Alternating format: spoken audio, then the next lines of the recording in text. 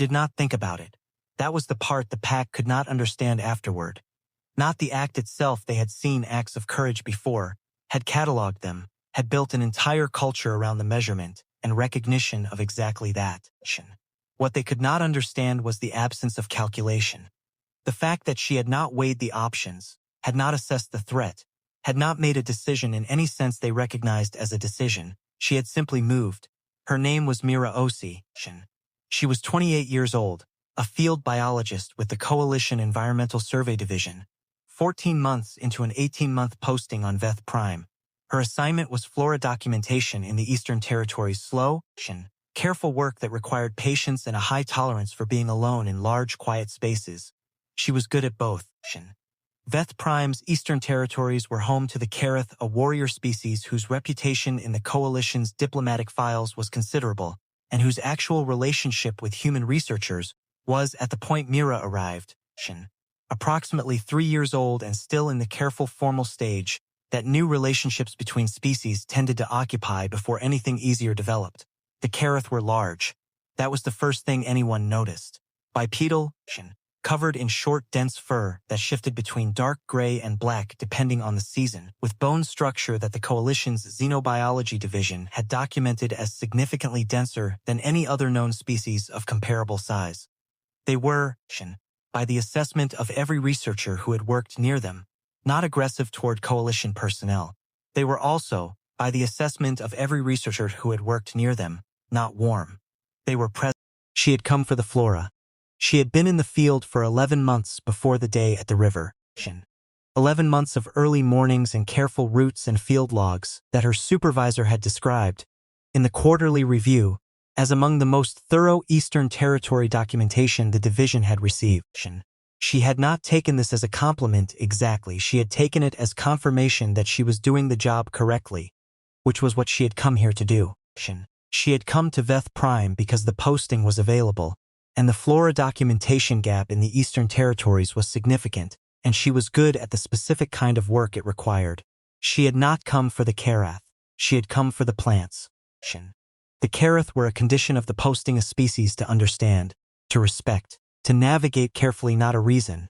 11 months in, she understood them about as well as the briefing materials and careful daily observation allowed, which was to say, considerably less than she understood the Eastern Territory flora, but enough to work near them without incident and to document their behavioral patterns with reasonable accuracy. She had not had a significant interaction with any Karrath patrol in 11 months. Sightings, acknowledgements, the maintenance of respectful distance. Nothing beyond that. Drop your city in the comments right now. I want to know where this story is reaching tonight. And subscribe to HFY Universe if you haven't yet, because what happens at that river is going to stay with you. Let's keep going. The Eastern River ran through a section of the Karrath territory that Mira's survey route had brought her to twice before. It was a wide, shallow stretch in the dry season, fast and deep in the wet season, and she had been told during her initial briefing to pay attention to water levels, because the transition between the two happened quickly, and the current could shift from manageable to dangerous in under an hour. It was late in the dry season. The water was moving faster than she had seen it on her previous visits, which she noted in her field log and filed as a possible indicator that the seasonal transition was beginning earlier than the charts suggested. She heard them before she saw them. Not a distress call. She did not know what a Karrath distress call sounded like, had never heard one, had been in the field for 11 months without encountering any situation that required one. What she heard was a sound that did not fit the river's rhythm, something irregular, something small, coming from a bend in the water about 40 meters downstream. She moved toward it before she had finished identifying what it was. What she found at the bend were 2 Karrath cubs, young enough that their fur was still the soft pale gray of the very young, in the water. Not playing, they were not built for water, and the current was pulling at them and they were losing. One had found a handhold on a submerged root and was holding, barely. The other was moving downstream. Mira was in the water before she had made a conscious decision to be there. The current was stronger than it looked from the bank. She felt it immediately, a force that required active resistance, constant adjustment, nothing like the still water she was used to. She reached the cub that was moving first because it was the one she would lose. It was small enough to hold with one arm, which she did, and she turned toward the bank, and the current pushed against her, and she pushed back and she got to the bank. She put the cub on solid ground. It made a sound she had never heard before. She went back in. The second cub was still holding the root. She reached it, got an arm around it, told it in a voice she kept deliberate and calm that it was all right, which it could not understand but which she said anyway because it was what you said, and she got back to the bank. Both cubs, both on solid ground, both making the sound she had never heard before, which was, she would learn later, the Karrath word for a specific kind of frightened that was also close to the word for relieved, which made sense because they were often the same. She sat on the bank catching her breath and checking the cubs over for injuries with the systematic attention of someone who had training in field first aid and was applying it now because the adrenaline had not quite finished and her hands needed something to do. She did not look up for several minutes. When she did, the pack was there. She did not know how long they had been watching. There was no way to know. The Karrath moved quietly in their own territory in a way that 11 months of fieldwork had taught her to respect. And she had been focused on the water and the cubs and the current. And she had not looked up. There were 7 of them. Adults, all of them, in the specific configuration that she had learned from her briefing materials, indicated a patrol grouping a senior Karrath at the center. 6 arranged around in a pattern that was not aggressive but was very clearly present. They were not moving. They were watching her with the particular quality of attention she had come to recognize in 11 months of working near them complete. Focused, not warm, but not hostile. She looked at them. The cubs were still making the sound beside her. The river continued behind her, indifferent to everything. The pack was completely still. She had been briefed on unexpected pack encounters. The protocol was clear. Remain calm, move slowly.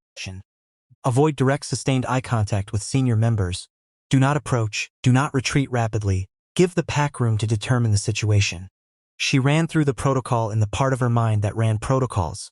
And in the other part she was simply present in the moment, sitting on the bank with wet clothes, and 2 small Karrath cubs beside her, and 7 adult Karrath watching her from 12 meters away. She looked at them, then at the cubs, who were still making the sound, then back at the pack. They went into the water, she said. She was not sure why she said it. They had clearly seen what happened. But the silence needed something in it, and that was the accurate thing. The senior Karrath, whose name she did not know because she had not been introduced, looked at her for a long moment, then at the cubs. Then back at her. She did not know what the look meant. She had 11 months of fieldwork near this species, and she had learned to read some of their signals, but this was not one she had encountered before. It was too many things at once: assessment, processing, something she did not have a word for in any framework she knew. She stood up carefully, making sure her movements were slow and visible the way the briefing materials recommended. And she checked the cubs one more time and found them uninjured. And she looked at the pack and she said, "They are not hurt." The current was strong. The senior Karrath said something to the others in the Karrath language. She had basic translator function on her field equipment, but the translation came back incomplete. The word used did not have a direct coalition equivalent.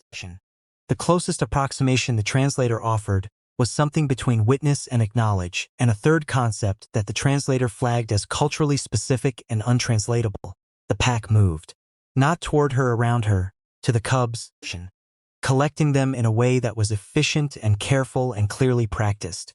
She stepped back to give them room, which felt like the right thing to do, and stood at the edge of the bank and watched.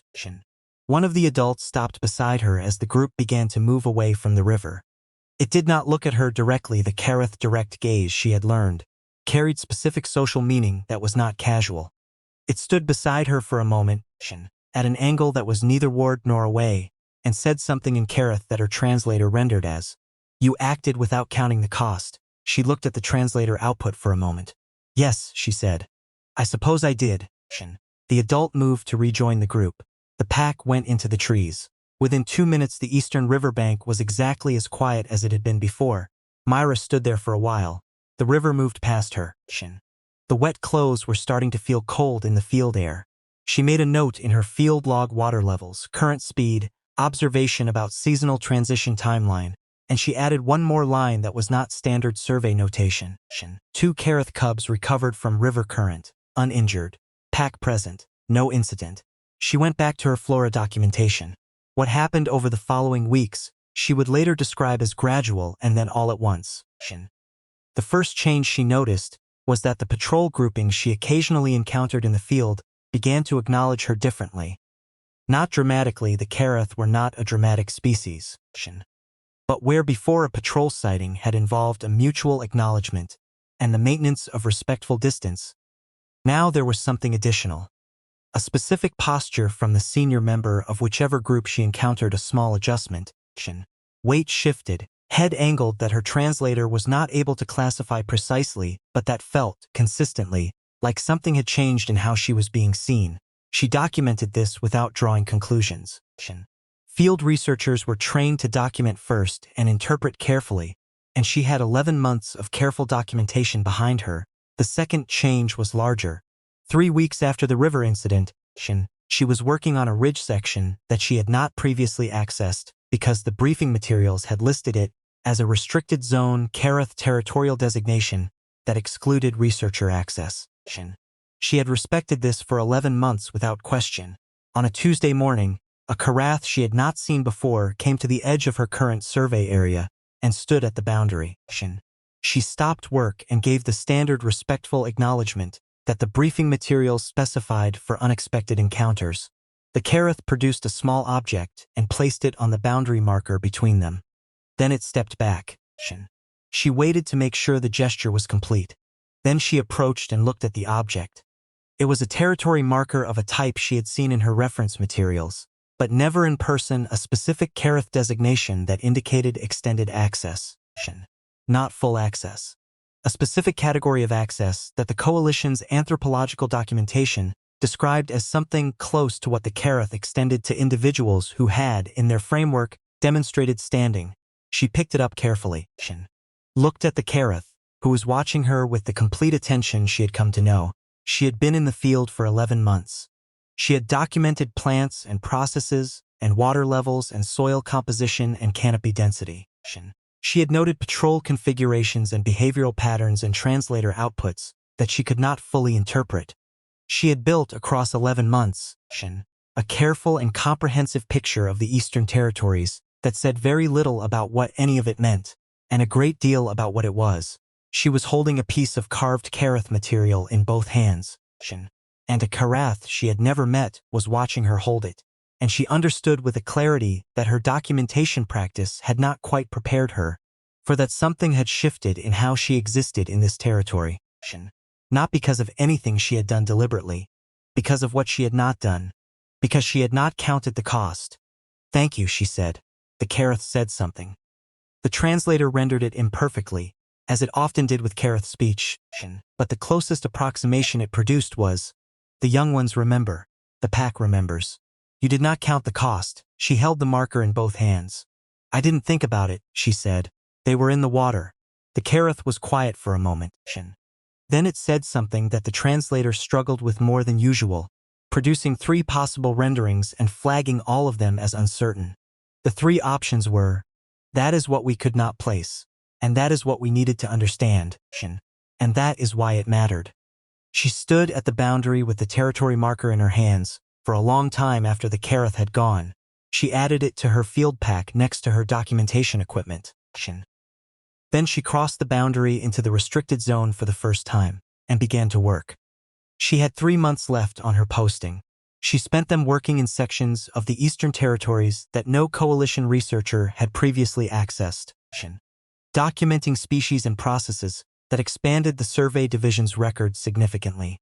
Her final report was longer than any previous Eastern Territory report by a factor of 3, which her supervisor described, in the official assessment, as the most productive final quarter of any Veth Prime posting on record. The 3 months were different from the 11 before them in ways that were difficult to document precisely. The work was the same flora, observation, careful logging, but the territory was larger, the access was deeper, and she was no longer working alone in the sense she had been working alone before. Not accompanied, the Karrath did not work alongside her, but aware of. She would find evidence of recent patrol activity near her survey sites that suggested her presence was being noted, and her route was being given a kind of consideration that had not been in the briefing materials. Once, in the 7th week of the 3 remaining months, she came to a survey site that she had flagged for return and found that something had been placed at the edge of it. A plant specimen, specifically a variety she had been documenting in a different section, set carefully upright in the soil, clearly placed by someone who had understood from her documentation that it was something she was interested in. She stood there for a long time looking at it. Then she documented it, including the fact of its placement, and continued working. She did not know who had placed it. She did not ask. Some things did not need to be asked. The report did not include the river incident. That was in her field log, noted factually, filed correctly. What the report included was the data, the flora, the observations, the careful documentation of 11 months and 3 additional months of Eastern Territory access that had not existed before. On her last day, before the transport came, she went to the river. It was deeper now.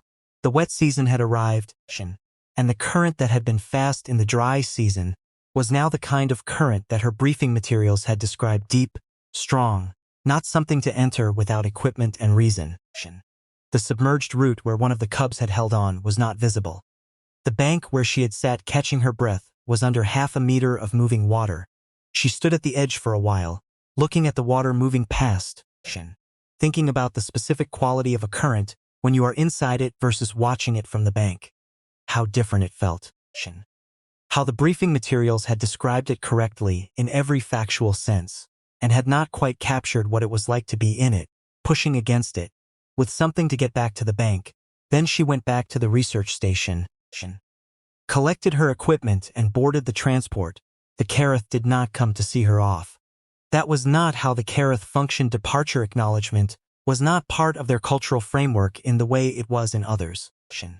But on the path from the research station to the transport pad, she found 2 small objects placed at the edge of the path. Territory markers, both of them, of the same type as the one she had been given 3 weeks after the river, placed deliberately, recently. She picked them up, put them in her pack beside the first one, kept walking. The transport lifted. Below her, Veth Prime's Eastern Territories spread out the river, the ridge, the sections of canopy that she had spent 14 months learning to move through. Somewhere down there, 2 young Karrath were old enough now that their fur had probably shifted from the soft pale gray of the very young to the darker tones of the older juveniles. She did not know if they remembered. She did not know if that was how Karrath memory worked for the very young. The xenobiology documentation was uncertain on that point. She thought they probably did. She thought about the pack's word for the sound the cubs had made, the Karrath word, that was close to frightened and also close to relieved, because they were often the same. She thought about the translator's 3 possible renderings of what the Karrath had said at the boundary, and how all 3 of them were probably right simultaneously, the way translations of things that mattered usually were. She looked at the territory markers in her hand for a moment. Then she put them carefully in the side pocket of her pack where they would not be jostled. And she looked out the window at the Eastern Territories getting smaller below her. And she thought about the plant specimen that had been placed at the survey site, and what it had taken to place it there and why someone had done it. She thought, I did not count the cost. She thought, I know.